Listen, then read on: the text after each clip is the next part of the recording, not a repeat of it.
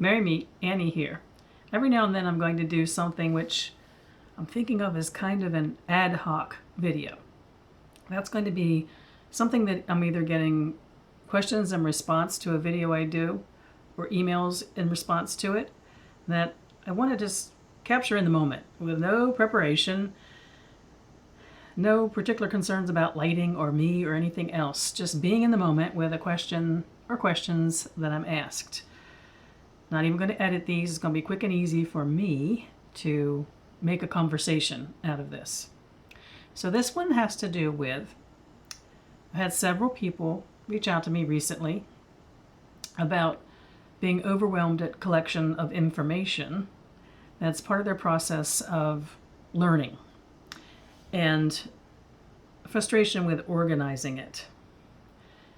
I decided to share how I organize things. Now, I know why I organize things the way I do, because when I was first being overwhelmed with my studies, and indeed I still am, folks, it never stops for me, because I'm always taking on new projects and exploring new things. But when I was first studying in my first circle, I used a system of 3x5 index cards. And what I did is I had a box, and actually it was very much, this is not the box, but very much like this box. Let me see if I can put the camera up so you can see behind me. Whoops. You see that box back there? It's a library box. And I had a box very much like that, and it was also beautiful and wooden. And I had dividers in it, and they would be topics, maybe each of the elements or each of the tools, each of the esbats and sabbats, definitely each of the gods and goddesses. So each had their own little spot in the box. And everything I would tell them, I would find a new tidbit, I would put it on a 3x5 card and put it in the box. And at some point, I had the urge to then organize anything within one of those topics into something that made a little more sense to me, maybe in my grimoire. Later on, of course, when I started using computers. Early on, it was more, the 3x cards were my database, more or less, because typing manually, which is the option when I first started studying, or writing out in longhand over and over again, it had to get to a point where something was pretty well solid in my mind before I did that. So my collection of 3x5 cards, which now that I'm saying it, I think they were 4x6 cards. It was a bigger box than this one behind me is. And you could write quite a bit on those cards. Well, that's how I started collecting information. So file folders in a way within that box, and every time I come up with a new thing that intrigued me on a topic, I'd write about it on a 4x6 card and put it in, and then I have a collection basically by topics. I still work the same way. Nothing's changed in the intent and how I organize, except I'm doing it on the computer nowadays. I started on the computer even when information wasn't so much available on the computer. I used the computer as a way to collect and assemble and organize information, and it wasn't too terribly different from my old 4x6 library catalog organization method. So what I would do was I would either have folders that had individual documents within them, or folders for every single topic that I wanted to do. And as I collected new information, I would just go in there to whatever the folder was and whatever the document was. Say if it was the goddess Hera, I'd go into my goddess files and go into Hera's file, and then I would pull up what was in Hera's section. So it might be lore, it could be chants, it could be celebrations. There were documents for each of those things. So kind of topics and subtopics and subtopics within that. And that was for everything that I was studying. And that is still the way that I do it. It's become slightly more sophisticated in the last, I guess 15 years or more. In the years that I worked, because I was an executive assistant, I spent a lot of time in Word, Excel, and PowerPoint. And Word became my friend for organizing these things. So, for instance, if you were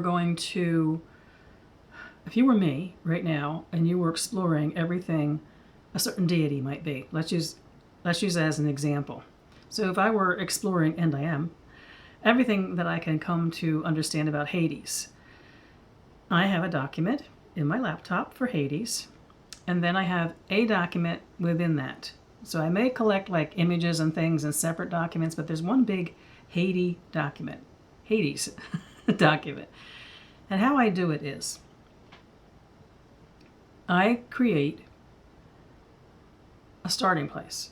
Now, the starting place is a stress-free way to collect information without feeling overwhelmed at what's out there. So, when I started studying and wanted to go deeper into knowledge concerning Hades, I used all the books that I had. I used the library. I, at that point, may have been able to purchase books. That's not part of my life now. And I used the internet. And what I did is I grabbed bits and pieces. They didn't have to make any sense or be aligned to each other. I created like a master document, which would be, I'm on this website and it said this. I'm on another website, oh, there's the Orphic hymn to Hades. And I'm on another website and there's great images, so I have an image folder I'd put those into. But I would collect bits and pieces of text. Now, I tend to work pretty much on one project at a time when it comes to things like deity, so I don't forget where I am. So every little tidbit I would find about Hades would get pasted into a document. No logic, no organization, totally ingathering of information. Sources. I still find books are the most helpful, in all honesty. But I do find that they're more and more now, maybe almost as important as books, scholarly articles and research and dissertations, all available online. Someone asked me how hard it is, they mentioned how hard it is to get information on the history of the gods, which go back to their earlier forms of worship. I do that by first looking for historical articles that are based on history, archaeology, or ancient worship. Sometimes you can link to those articles by Googling things like earliest worship of Hades or earliest temples that honored Hades, and then there's a whole bunch of things you usually find as a link in those articles. I don't use things like Wikipedia. I don't even necessarily use blogs that people write because they are where I'm going to end up, writing their own interpretation. I'm looking for the cold hard facts in a way. Wikipedia can inspire me if I see something interesting in it to go and search it out, but Wikipedia is just anybody who wants to uploads an article, and I don't trust it or celebrate it as a knowledge base. However, it is a knowledge base in the sense that there are excellent articles there. But if I find something that intrigues me in Wikipedia, it leads me to go outside of that source to research that topic and see what's being said out there. So I'm all over the place. I'm in books and sometimes it's classes I've attended, websites, of course. Whatever sources I can find, the older the better. For instance, if we're talking about Hades as my example. But it's a stress-free experience of just gathering information and dumping it, making a big dump of it into a document. Okay, then I've done that, and I have a huge document. Okay, I'm not done in the sense that the research is over with. It's ongoing, but I've gotten to a point where I've got lots of bits and pieces of information. Then I start organizing them. So I open that document and I open a new document. And basically, I use the abilities that Word has to do bookmarks within a document and links to them. So at the top of, and I don't have my computer open on purpose. I don't want to be that organized with these ad hoc videos. On my document for Hades, I will have topics that I want to assemble all of the information on that topic that I've gathered in this hodgepodge in one area. So it might be his mythology, or it could be chants that honor him. What he represents is a big one for me. There'll be 5 or 6 powers of things that he teaches, his wisdom, how we can relate to him. So those are all listed at the beginning of this new document. And then I make bookmarks below for every one of those things. What it means is I end up with a table of contents. So at the top, if I want to click on Chants to Hades, I click on Chants to Hades and it goes to that part of the document where there's a listing of chants for Hades. It's the easiest way I found to organize my information. I do this, by the way, for astrology, for tarot, for the elements. I do it as I'm writing, as I was writing for Season of the Seeker, as I'm now writing for Season of the Dedicant. I use a listing that's a table of contents that's clickable. And when I click on it, any of the topics, I go right to it in the document. That allows me then to take this hodgepodge that I've not stressed over or tried to organize, just a free flow experience of the ingathering of information and just being with it and enjoying it. I start to go through it. And whatever topics, something in this huge collection of information, whatever topics I find that fit into one of the topics that I've decided I'm going to have, I just copy it and paste it over there. And it's out of. I copy it, paste it, and then delete it from the old document. So what I end up with then is organization. The bits and pieces of information I have been collecting, which probably made no sense in the form that collected them, now are getting cut out in bits and pieces and put into my new document by their topic, clickable as a table of contents at the top of that document. Then I end up with, after I've done that, things that are left in that original document that I didn't think about a category for. Hadn't already put one. That's how I make my new categories. In the end, what I try is, I might have a general tab for anything I'm researching. I might have a tab that says research further. If it's only one tidbit I found that I want to look further for, my goal is to have 95% of things into a topic. That way, when I see that list at the top of the page, I can see all the different attributes of Hades that I have been studying. And when I find new information going forward at that point, I can just paste it into the appropriate place, which I click on at the top, and the link takes me right to the bookmark, and I paste it right in. This has been the easiest way for me to collect information. A full-on collecting of information, reading and enjoying with no sense of, I need to organize this now. And then I get to a point where I have a sense of trends. I realize that certain characteristic types, certain symbols, we're talking about Hades again as an example, certain symbols, certain stories, how he was worshipped, where he was worshipped, chants in his name. The list gets pretty long with the things I know I can now categorize the general topic of Hades into. That's when I create the new document. Move everything over from the old document into its appropriate category, and then it's always very interesting to see what's left over that I hadn't thought about a topic for. My goal is not to have a miscellaneous or general topic. I want everything to fit in something that I can then click on and search on. So for instance, when I was ready to decide, well, who's Hades to me personally? I created a tab for that. Of course I did. That was my personal relationship to him. From what was speaking to my heart from what I had been collecting. Then I could go down and click on all the aspects of his archetype that I had been finding and had categorized so they were easy to click and find. And then I could take anything I wanted to from that and pull it into the bookmark that I set up for my personal relationship to him. When all was said and done, when it came to Hades or any of the other deities I worked with, one of the last things I did was then decide how I'm going to celebrate them.